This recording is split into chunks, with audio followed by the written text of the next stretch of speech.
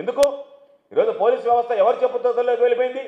ఎవడన్నా ఒక రౌడీ షీటర్ని తీసుకొస్తే, ఎవడన్నా ఒక గంజాయి అమ్మాయిని తీసుకొస్తే ముందు వాళ్ళు అక్కడున్నటువంటి ఎమ్మెల్యేకి చెప్పాలి, అయ్యా ఫలానా వ్యక్తిని తీసుకొచ్చాం, కామాక్షిని తీసుకొచ్చాం, లేదా ఈరోజు చేసినటువంటి జేమ్స్ని తీసుకొచ్చాం, కాబట్టి వీళ్ళ మీద కేసులు పెట్టాలనా లేదా, పెట్టాలనుకుంటే ఏ కేసులు పెట్టాలా అనేటువంటివి, ఏ కేసులు పెట్టాలా, ఏ సెక్షన్లు పెట్టాలా, ఏ విధంగా నడపాలా, ఏం చేయాలనేటువంటివన్నీ స్థానికంగా ఉండేటువంటి ఎమ్మెల్యేలు, స్థానికంగా ఉండేటువంటి పాలక పక్షానికి సంబంధించినటువంటి వ్యక్తులు చెప్తే చంద్రబాబు నాయుడు చెప్పారు, పొలిటికల్ గవర్నెన్స్ ఇచ్చేసాడు, ఫ్రీ హ్యాండ్, మీ ఇష్టం, మీరు దోచుకోండి, మీరు అవినీతికి పాల్పడండి, దాడులు చేయండి, మీరు లాస్ట్గా హత్యలు చేయండి, ఏది చేసినా పొలిటికల్ గవర్నెన్స్ అనేటువంటిది నాకు ఇంపార్టెంట్, మా వాళ్ళని నేను వెనకేసుకుని వస్తానని చెప్పి సాక్షాత్తు రాష్ట్రానికి ముఖ్యమంత్రిగా ఉన్నటువంటి వ్యక్తి మాట్లాడినటువంటి మాటలు, పరిచయం చేసినటువంటి చెడు సాంప్రదాయం.